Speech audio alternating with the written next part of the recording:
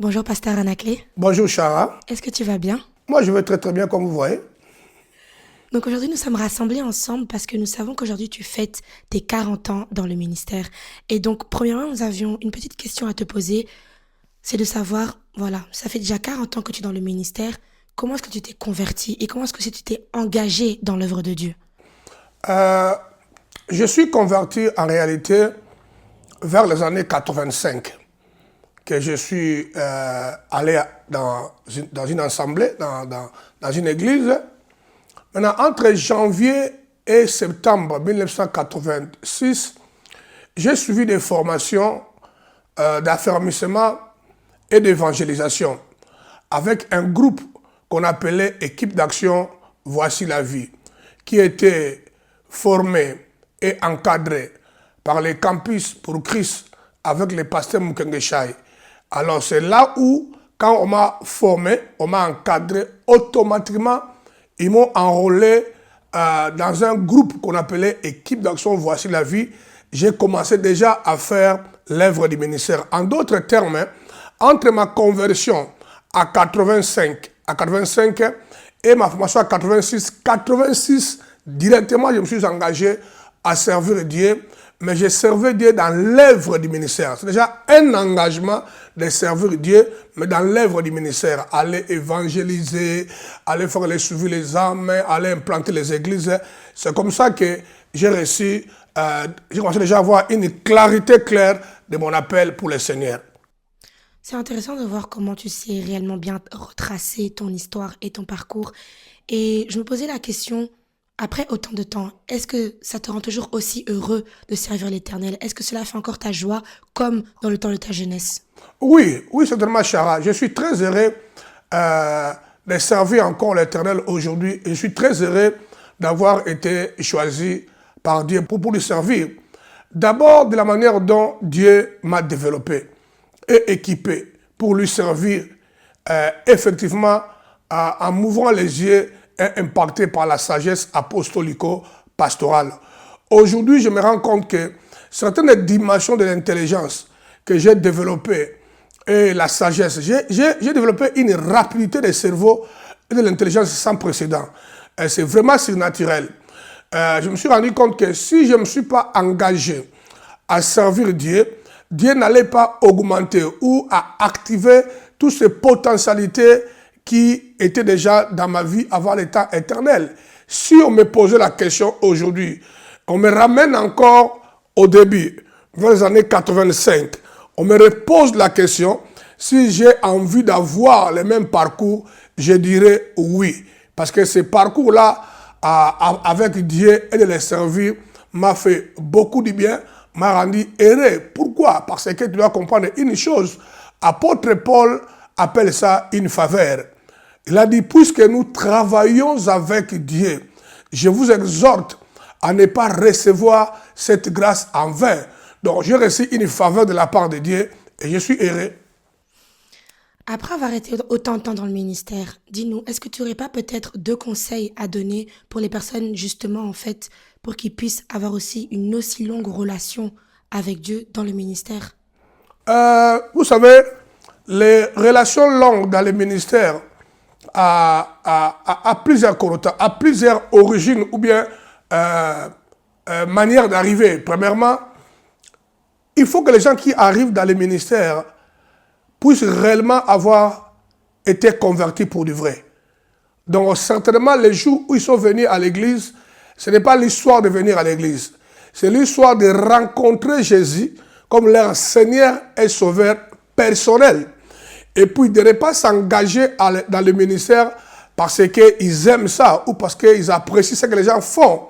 Ils doivent se rassurer vraiment, leur appel ministériel est venu de la stérilité. Lui-même n'avait pas les ambitions, il ne les voulait pas, mais Dieu dans sa souveraineté lui a appelé, venez me servir. Maintenant, quand il y a une telle connaissance que Dieu m'a appelé, et cet appel existe depuis le temps éternel, quand je me suis converti, cela est activé. Cette connaissance te permettra toujours à être un dire à cuire. Tu seras un persévérant. Tu n'abandonneras jamais. Parce que tu sauras que ce que je suis en train de faire, c'est la raison pour laquelle Dieu m'a créé et m'a envoyé sur la terre. Et tu le feras avec erreur. Tu seras toujours persévérant. Même lorsque les attaques viendront, certaines réalités de la vie, ça ne sera pas assez pour t'embraler. Et c'est là où apôtre Paul a dit, qui nous séparera de l'amour de Christ? L'amour que Dieu t'a lancé, il t'a sauvé, il t'a récupéré, il t'a montré la raison pour laquelle tu es sur la terre. Rien ne pourra te séparer. Donc moi, si je peux donner conseil aux gens au départ pour être persévérant dans le ministère, il n'y a même pas un conseil. Au départ, si tu as reçu un appel, si tu es vraiment converti, si tu as une clarité claire que tu as reçu un appel, alors tu seras persévérant, tu n'abandonneras jamais parce que tu diras, tant que la mission n'est pas encore accomplie, pourquoi abandonner? Le maître, le chef m'a mandaté. Alors, avant de s'arrêter, il faut que je me rassure que j'ai donné au chef ce qu'il attend de moi. C'est pourquoi apôtre Paul a dit, j'ai combattu le bon combat de la foi et j'ai achevé ma course. Donc, l'idée ici, c'est achever. Donc, cela dit, parce que vous avez compris ma réponse, est tellement claire. Restez tenace ou persévérant dans le ministère, commence d'abord comment tu es converti. Et deuxièmement, comment tu as été appelé. C'est un vrai appel ou non? Quand tu es réellement appelé par Dieu et tu as compris les tenants et les aboutissants, tu n'abandonneras jamais, peu importe ce qui arrive. Merci beaucoup, pasteur. Je pense en tout cas que tes réponses ont été très claires et que cela pourra vraiment fortifier les personnes qui nous suivent. La prochaine question est vraiment de savoir, après avoir travaillé 40 ans dans ton église et 40 ans aussi avec d'autres églises, quel est ton avis aujourd'hui sur l'église globale dans son ensemble? Es-tu optimiste par rapport au chemin qu'elle prend et son avenir? Bon, je sais que dans l'église locale, il y a des bons et des mauvais, que ce soit dans l'église globale qu'on ne voit pas visiblement. Mais on ne perd pas l'espoir. Car Jésus-Christ a dit et promis, je bâtirai mon église, ce qu'il a promis. C'est vrai que je ne suis pas satisfait de la manière dont l'église fonctionne sur la terre aujourd'hui. L'église ne fonctionne pas vraiment à 100% à la hauteur que Dieu veut que l'église puisse fonctionner. Il y a pas mal de soucis, mais je ne suis pas en train de désespérer. Parce que je m'appuie sur la parole que Jésus a dit aux disciples. Il a dit, je bâtirai mon église. Donc, il y a une réalité cachée là-dessus. Peu importe ce qui arrive, peu importe la corruption dans l'église, peu importe les gens qui abandonnent, peu importe les déviations, les infiltrations satanico-diaboliques, l'émergence des doctrines fabriquées par des hommes pour leur propre intérêt et manipuler les gens. Peu importe tout ça, Jésus est dans le but de bâtir son église. Et n'oublie pas dans le livre d'Éphésiens, chapitre 5, il a bien clarifié que l'église qu'il viendra chercher sera sans tache, ni ride, ni rien de semblable, mais glorieuse. Maintenant, s'il faut qu'il vienne chercher l'église là, il doit bâtir ça. Donc, en dépit de toutes les réalités, Jésus-Christ est en train de bâtir son église. Il y a beaucoup de leaders, même immatures, incapables de bâtir. Ce sont des simples prédicateurs. Et les gens là sont en train de ralentir l'église parce qu'il y a les gens là, ils prêchent, ils font des déclarations, mais la capacité de bâtir, ils n'ont pas développé ça. Ils ne comprennent même pas que l'église doit être bâtie. Jésus n'a pas dit que je prêcherai mon église. Il a dit je bâtirai mon église. L'église sur la terre doit être bâtie de façon systématique, intelligente, avec la sagesse qui émane de Dieu. Une vision claire, architecturale, apostolique de comment tu peux bâtir. Mais l'inquiétude est qu'aujourd'hui, beaucoup de gens n'arrivent pas vraiment à capter ça. C'est une inquiétude, mais malgré mon inquiétude, ça ne change rien. Jésus finira par bâtir son église. On constate aussi l'impureté morale et sexuelle dans l'église aujourd'hui. Les problèmes de manipulation en matière de finances. Les divorces maintenant qui est entré dans l'église aujourd'hui. Les hommes de Dieu se divorcent n'importe quoi. N'importe comment, pardon. Moi, j'ai toujours pensé, Chara, de Adam et Ève dans le jardin d'Éden. Vous savez, lorsque Ève a induit l'homme dans l'erreur, le fruit a été mangé et le jugement a commencé à s'abattre. Lorsque Dieu a fini avec les condamnations, des jugements sur Adam et Ève, Adam pouvait dire à Ève, Ève, tu vois, là où tu m'as mené, non, là, maintenant, que chacun prenne son chemin. Donc, tout ton chemin, tu peux partir, moi aussi je prends. Mais Adam n'a pas fait comme ça. Et aujourd'hui, dans les églises de frères en Christ, des serviteurs de Dieu, divorcent n'importe comment, d'autres même deux fois, et ils peuvent aller encore se remarier, tout ça. Nous remarquons comment est-ce que l'occultisme est en train d'entrer dans l'église. Il y a aujourd'hui déjà même des kippas, des trucs là, on ne sait pas où est-ce qu'il ramasse ça. Mais si quelqu'un il est éclairé, il fait les études, il va découvrir que la plupart de l'occultisme et les systèmes qui envahissent l'église aujourd'hui, ce truc-là démoniaque, comme l'histoire des kippas là qu'on met dans la tête, étant serviteur de Dieu, pendant que tu es en train de prier, tu as des châles, tu te couvres la tête et tout ça, tu as quelque chose comme un tissu à la main pour servir Dieu, tout ça est satanique. Je peux le démontrer. Toutes ces choses-là viennent, même ce qu'on appelle l'illumination, la rose-croix, tous ces sectes-là que les Blancs même utilisent, qui affectent l'Église et l'Afrique, ça vient des pharisiens. Ça vient d'abord, au deuxième rang, ça vient des cabales juifs. Mais toutes ces choses-là, des cabales juifs, toutes ces choses-là, viennent des pharisiens. Les pharisiens étaient un groupe de gens qui ont apparu dans le Nouveau Testament. Lorsque Dieu a arrêté de parler avec l'homme, dans le livre de Malachie, cela a pris 400 ans. Maintenant, quand tu vas dans l'Ancien Testament, avant Malachie, tu ne trouveras jamais les pharisiens. Non, ils n'existent pas. Maintenant, pendant 400 ans que Dieu ne parlait pas, dans le Nouveau Testament, ils apparaissent automatiquement. Ils viennent d'où? Parce que Dieu ne parlait pas. Qui les a appelés? Qui les a commandés de faire le travail? Donc, c'est un système d'infiltration satanique qui s'est manifesté au travers les pharisiens. C'est pourquoi quand tu lis la Bible avec la révélation, avec une vision pointue d'aigle, tu vas remarquer qu'à tout moment que Jésus était en face des pharisiens, eh bien, le Messie s'est déchaîné. Il avait de gros mots vis-à-vis des pharisiens. Race de vipères, qui veut dire race, espèce de serpent, qui vous a appris à fuir la colère à venir. Hypocrite que vous êtes, race de menteurs, vous embellissez l'extérieur, mais à l'intérieur, vous êtes des tombeaux, vous êtes pourris, vous êtes des tombeaux blanchis. Ouais, Jésus a été dit, et l'église aujourd'hui est dans cet état-là. Il y a le méli-mélo là. Et je suis très inquiet par rapport à l'église. Mais mon inquiétude n'est pas à un niveau de désespoir.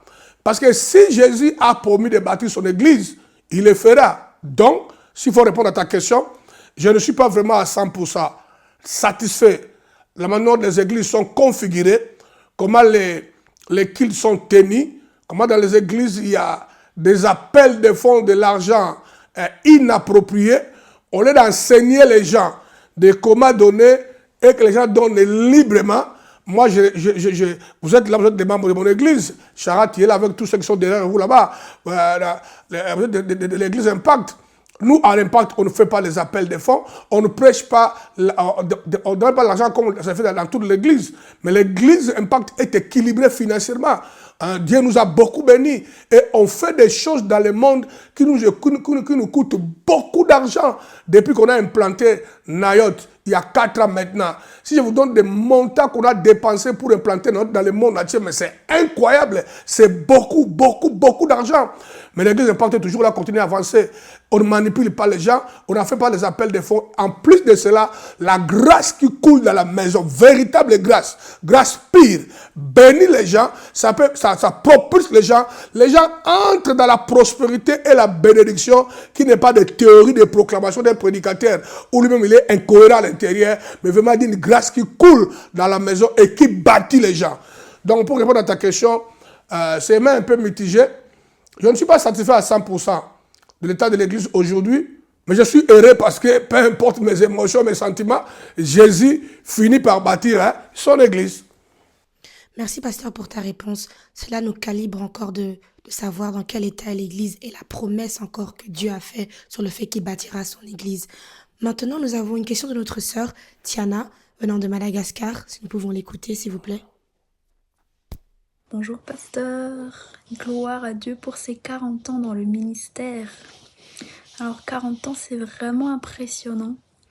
C'était 40 années, ça n'a pas toujours été facile, et pourtant tu es encore là. Tu es prêt à faire encore plus. Alors moi, il y a une question que je me pose, c'est comment est-ce que tu fais pour réussir à garder ce feu après tant d'années, après toutes les épreuves par lesquelles tu as dû traverser? C'est quoi ton secret? Moi, je ne pense pas qu'il y a de secret quelconque. La vie chrétienne, c'est un engagement où on prend totalement, on dépend de Dieu, on s'appuie de Dieu, tu enlèves toute philosophie de dépendre de toi-même, de tes compétences, de tes capacités, parce que la Bible dit clairement, ce n'est ni par la force ou les capacités humaines, mais c'est par son esprit, dit l'Éternel des armées. Une chose que je sais, j'ai toujours une mentalité de me considérer comme incapable. Je ne suis pas digne. Parce que je constate que la vie que je menais dans le passé, au début de la vie chrétienne, quelques liens que j'avais, de certains péchés, mentalités, je n'ai pas pu me débarrasser de ça de moi-même. C'est en m'abandonnant entre les mains du Seigneur tous les jours, en se soumettant à lui tous les jours. Et j'allais toujours auprès du Seigneur pour pleurer à mon secours. Délivre-moi. Et c'est tout ça, la nature de Dieu est venue à moi.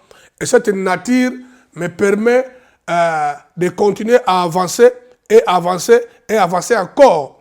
Dans le livre d'Ésaïe, si je ne me trompe pas, la Bible dit clairement, ceux qui se confient à l'Éternel renouvellent leur force ou leur énergie. La Bible va plus loin. Même lorsqu'ils vont traverser la vallée de Baca et des souffrances, ils n'abandonneront pas. Ils finiront par transformer cette vallée de Baca ou des souffrances, la source de bénédiction. Moi, je crois, toi tu appelles ça secret, mais moi je vois rien de secret. Moi, je comprends que depuis que j'ai donné ma vie en Jésus-Christ, je n'ai pas double vie. Il n'y a pas la vie normale de Anaclé, temps Anaclé, et la vie spirituelle. Il y a une seule vie. Je suis Anaclé dans ma maison, à l'église, partout. Même année, j'ai fait la blague avec ma femme à la maison. La blague à l'église, c'est ça ce que je suis. Je suis vrai, je ne suis pas faux. Conduit par le Saint-Esprit de Dieu, se soumettant jour et nuit à ce que la parole dit, développant en moi la crainte de Dieu qui a permis que 4 ans après, dans le ministère, je suis resté debout. J'ai vu mes amis dévier parce qu'ils avaient les ambitions. Les ambitions. Moi, je crois que même tout ce que Dieu a bâti au travers de moi, dans le monde entier, ça n'a jamais été les ambitions. Je voyais seulement les portes s'ouvraient. Moi, je m'engageais. Les portes s'ouvraient. Moi, je m'engageais. Là où Dieu ne ouvrait pas les portes, je ne forçais pas. Parce que la Bible est claire, lorsque tu offres un sacrifice à Dieu, votre sacrifice ne doit pas avoir les membres très, très longs ou très courts. En d'autres termes, ne traverse pas les sphères ou la sphère que Dieu t'a mandaté. Reste en deçà de ça. Ou ne soyez pas non plus inconscient de ne pas aller à la limite de votre sphère. Ce discernement de comprendre ce que Dieu attend de toi est meilleur. Et maintenant, quand tu as reçu, comme je dis au début, quand tu as reçu un ordre, une vision, un mandat de la part de Dieu, comment s'affaiblir? Comment dévier tant que ce que tu poursuis n'est pas encore arrivé à la fin? J'ai une clarité claire que Dieu m'a appelé pour amener les gens dans le Seigneur, qu'ils soient sauvés. Non seulement être sauvés, que leur vie soit bâtie, qu'ils deviennent de véritables représentations de Christ sur la terre et enfin aller au ciel. Donc moi je crois que toi tu appelles ça secret, moi c'est pas un secret. La vie normale de Christ qui est ancrée en moi, Jésus est devenu une réalité dans ma vie. Si je vis, ce n'est plus moi qui vis, c'est Christ qui vit en moi. C'est tout ça qui fait que je reste debout. Et je ne suis pas l'unique. Il y a beaucoup des hommes de Dieu qui sont restés debout dans leur ministère pendant longtemps. Au milieu de beaucoup qui lâchent prise, qui tombent, qui dévient. Mais il faut seulement surveiller quelles sont les choses qui poussent à lâcher ou à faire dévier. Par exemple, les ambitions financières. La Bible est claire. Celui qui veut à tout prix s'enrichir finira par abandonner la foi. Alors moi, qu'est-ce que je fais? Je contrôle ma vie. Je vis avec le verset qui dit « Contentez-vous de ce que vous avez. Si Dieu me bénit, alléluia. Si Dieu me donne l'essentiel pour manger, se vêtir et dormir, je suis très heureux. » Et c'est tout ça les choses qui a fait que le Seigneur puisse me sécuriser et me garder jusqu'à aujourd'hui. Et j'ai toujours dit à l'église Impact que je ne vous trahirai jamais. Jusqu'à la fin, je resterai tenace et coriace et je vous amènerai là où Dieu veut que je puisse vous amener. J'ai aussi la foi là que je ne dévierai jamais. Voilà un peu, ma sœur, ma réponse à ta question, si j'ai bien répondu. Nous avons encore une deuxième question de notre frère Patrick venant de Canada. Dites-nous, pasteur, 40 ans après, quelles sont vos ambitions personnelles et pour le ministère? Ma prière et mon souhait la plus ardente, mon frère Patrick Siassa au Canada, de continuer à gagner beaucoup des âmes pour le Seigneur Jésus-Christ. Donc de sauver beaucoup d'âmes perdues.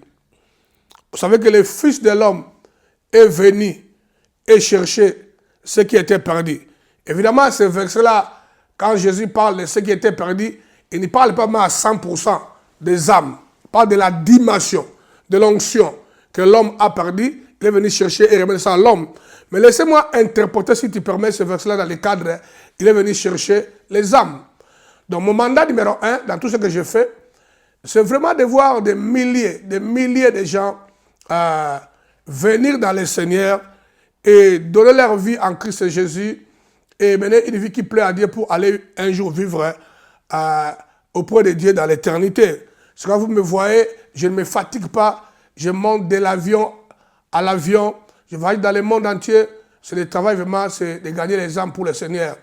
Autre chose, c'est poursuivre la vision de l'église Impact et de Nayot et de la mener à la manifestation. Il y a un piège d'abord, il y a double piège. Premier piège, beaucoup de gens qui servent Dieu aujourd'hui, étant les hommes de Dieu, étant les pasteurs ayant des églises, si tu leur poses la question, c'est quoi votre vision? Ils n'ont pas la vision. Ils ne connaissent même pas la vision. Et tu demandes à un membre de son église, quelle est la vision de votre église? Ils ne connaissent pas. Si tu passes à l'église Impact, tu vas te rendre compte que même les enfants, les plus jeunes qui ont encore dans l'école de dimanche, ils connaissent la vision de la communauté apostolique Impact et la vision de Nayot. Nayot, c'est un réseau d'encadrement des pasteurs, qui veut dire sanctuaire, que Dieu m'a révélé, que je suis en train d'implanter dans le monde entier. Ça fait 4 ans qu'on a commencé ça. Si je ne m'abuse pas, on est aujourd'hui dans plus de 17 pays dans le monde entier où nous sommes en train d'encadrer les pasteurs. Mon mandat, ma vision, mes ambitions aujourd'hui, c'est d'amener et l'église Impact et Nayot au bon endroit, là où ça sera bâti correctement. Avec quelle idée? Avec l'idée que si Jésus venait dans notre génération, houillé, on a gagné. Si Jésus ne veut pas revenir dans ma génération, que je puisse passer Impact et Nayot à une autre génération. Mais la génération là sur qui je dois passer Nayot et Impact doit être bâtie. Et mon ambition, mes bien-aimés personnels, je suis en train de bâtir cette catégorie de personnes.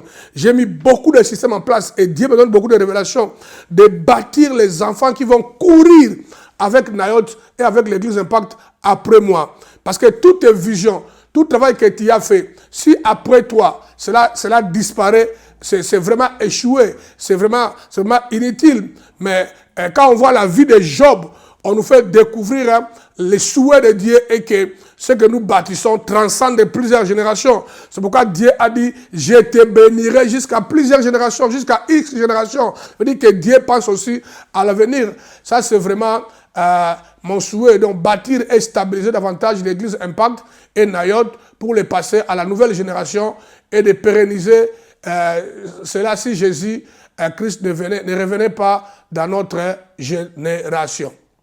Merci, pasteur, pour toutes tes questions. Nous arrivons bientôt à la fin de cette discussion et j'aurai une dernière question à te poser. Je sais que tu es l'ancien titulaire principal du ministère apostolique Impact et je voudrais savoir comment se porte ton église. Oh, tu dois comprendre que Chara, il n'y a pas une église parfaite sur la terre, ça n'existe pas. Le mot parfaite ou parfait, ça sera une réalité le jour où Jésus apparaîtra. Parce que la parole est claire, ce jour-là, on sera semblable avec lui. Si on sera parfait comme lui, tout ce qui va avec nous doit être parfait. Ça, c'est intéressant. Mais ma réponse serait, l'église Impact va très bien. Il y a beaucoup de développement et d'avancées sur le plan spirituel, la stabilité communautaire. L'église Impact est très unie et étant une véritable sanctuaire. Et le mot là, sanctuaire, ici, ça prend plusieurs connotations. Migdal Eder. C'est aussi le mot Bétak. Tour de troupeau. Une véritable forteresse. Donc l'église Impact est bâtie de manière... Aujourd'hui, je suis très content parce que c'est une église très stable, mais dynamique, en mouvement. Ça continue à voyager. Nous continuons à s'étendre. Dieu nous a bénis parce que la grande partie des membres de l'église Impact ont capté la vision et ils comprennent que ils doivent s'engager ensemble avec moi dans l'œuvre du ministère pour amener l'église locale, notre église et le corps de Christ à être développés. L'église Impact est très bien et nous continuons aussi à s'étendre dans beaucoup de territoires. Dieu nous ouvre les portes. Évidemment, ça c'est la promesse ou la parole prophétique qui m'a été donnée quand je suis converti vers les années 86. Il y avait un prédicateur qui est venu prêcher à l'église Impact.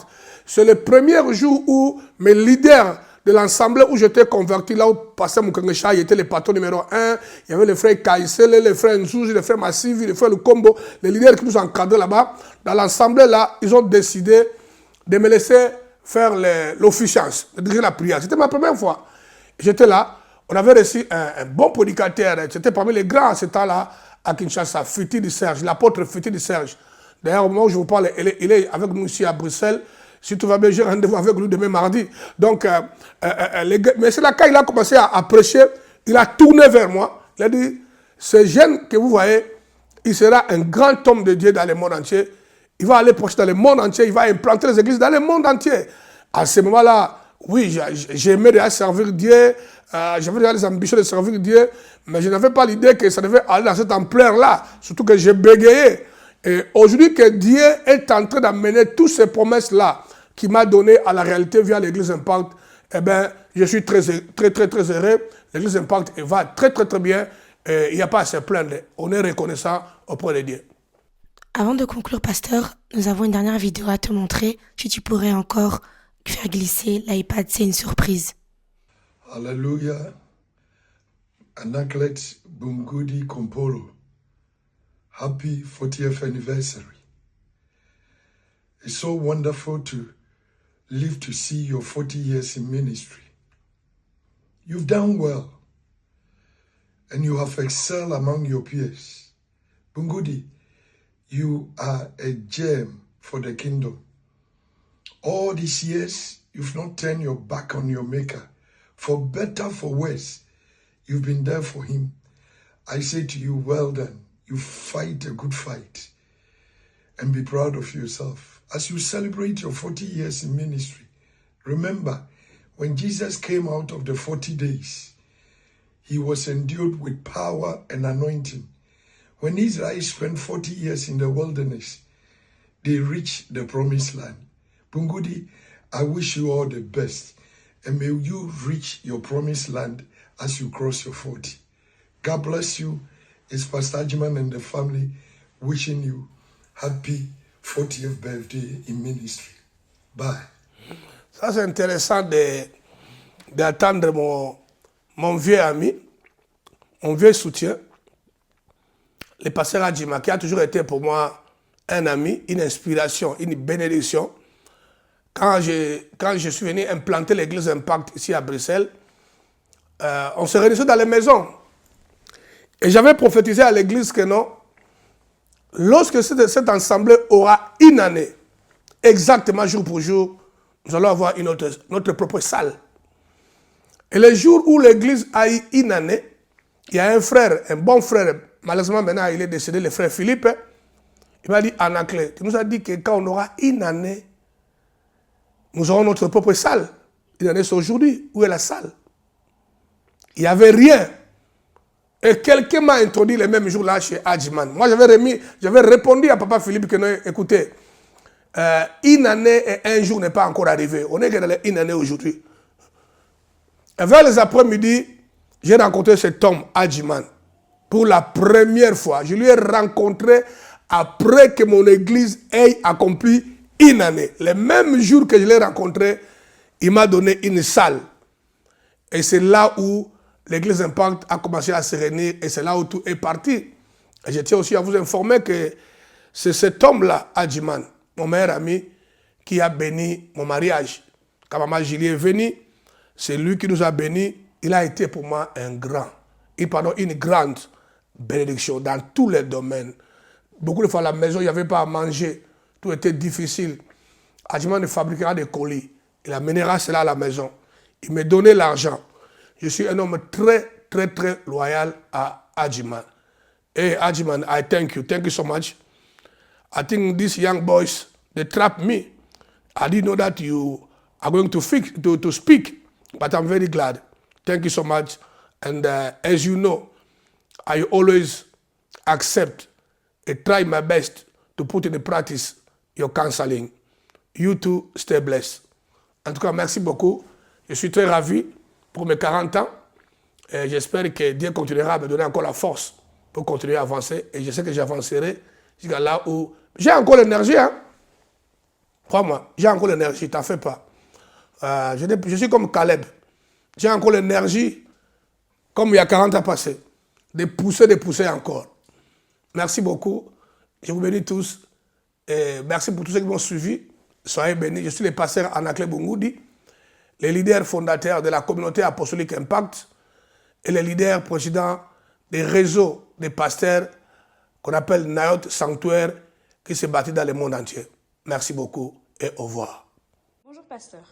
Bonjour David. Alors, avec l'high-tech, dans le cadre de ton 40e anniversaire, on sait que tu as déjà regardé plusieurs vidéos, mais on voulait quand même te faire voir une dernière vidéo du docteur Mukingeshaï. Tu peux mettre play. Franchement, les mots sont très difficiles à trouver pour m'exprimer concernant les 40 ans du ministère du pasteur Anaclé. Je l'ai connu dans son jeune âge. Dès qu'il a donné sa vie à Christ, il s'est engagé à servir le Seigneur avec consécration. Je me rappelle toutes les fois qu'on organisait des sorties d'évangélisation à Kimwenza, à Maluku. Il pouvait aller passer 1 mois, 2 mois, voire 3 mois en train de gagner des âmes pour Christ. Par la grâce de Dieu, il est allé d'abord en Asie et finalement il s'est retrouvé en Europe. Aujourd'hui, tout le monde le sait, il a des églises dans tous les continents et le Seigneur l'utilise puissamment. Je suis vraiment fier de servir le Seigneur avec lui. Ma prière est qu'il puisse garder la sainte doctrine comme il le fait et que le Seigneur continue à les combler d'abondantes bénédictions. La parole de Dieu confirme que Dieu est le plus grand rémunérateur. Je prie le Seigneur qu'il puisse vraiment penser à lui, à sa famille, qu'il soit abondamment béni pour ses 40 ans de ministère. Et j'ose croire que le Seigneur va lui accorder encore et encore beaucoup d'années d'abondantes bénédictions pour le salut des âmes et l'édification du peuple de Dieu. Waouh, c'est extraordinaire. Ça, c'est vraiment... Je m'y attendais pas. Donc, vraiment, merci beaucoup au pasteur Chai. Comme vous le savez, le pasteur Chai, comme je l'ai mentionné dans mon interview, c'est lui qui était le leader numéro 1 de l'équipe d'action Voici la vie, qui dépendait tout petit peu du campus pour Christ, parce que là, on recevait les formations presque gratuitement sous sa couverture. Lui était le directeur du campus pour Christ. Et comme il vient de le dire, vraiment, on a beaucoup voyagé avec lui, parfois dans des conditions impraticables. À Maluku, la voiture s'est bloquée dans la boue, mais on n'a pas lâché prise. Ça, c'était mon apprentissage. C'est là où j'ai commencé l'apprentissage dans l'œuvre du ministère. Et c'était clair déjà, il y avait l'appel de Dieu sur moi, même si je voulais pas aller à temps plein, mais juste quelques mois après, je suis allé à temps plein, évidemment. Donc, je suis très content que Pasteur Chai puisse encore intervenir pour m'encourager. Je reçois ces encouragements et je reçois ces bénédictions dans le nom de Jésus-Christ, mon Maître, Seigneur et Sauveur. Amen. Amen.